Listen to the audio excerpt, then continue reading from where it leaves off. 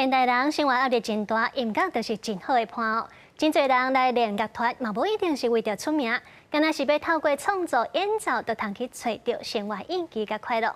稍等下7点半，台记台青春咱的梦，咱做伙来看一场少年家，因安怎做伫咧工课甲音乐之间来找到家己的天赋。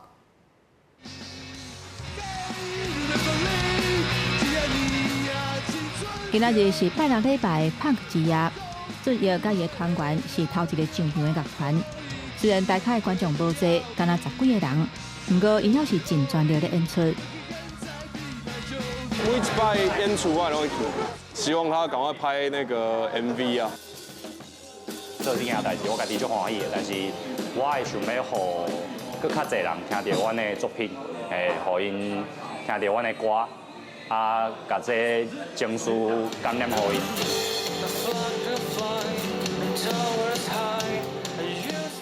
去年优先考为追求梦想，转来到现实。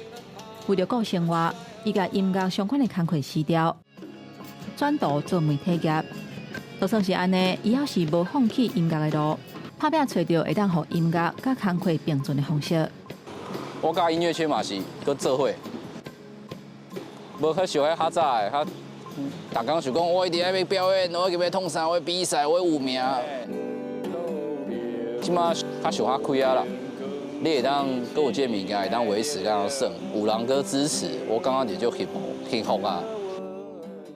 今麦是幼演哦，看有出来，有看出来吼。无共年岁咧算乐团，生活形态嘛无啥共款。亲像阿 Kim 今年45岁，有家庭爱照顾，伫咧无放弃音乐的情形之下，要是爱有稳定的工课。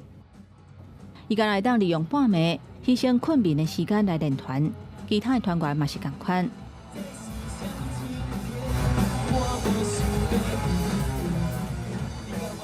当你表演了落台下的时阵，有人行来甲你讲，你的歌足好听。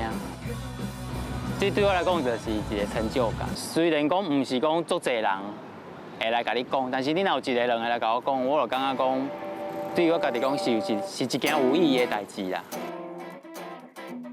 音乐的魅力吸引无共年岁的乐手，乐团的化学效应，互因更较无法度放弃。在梦想甲现实之间，因的坚持成就独立音乐的生命力。记者洪兆生、吴一修高雄报道。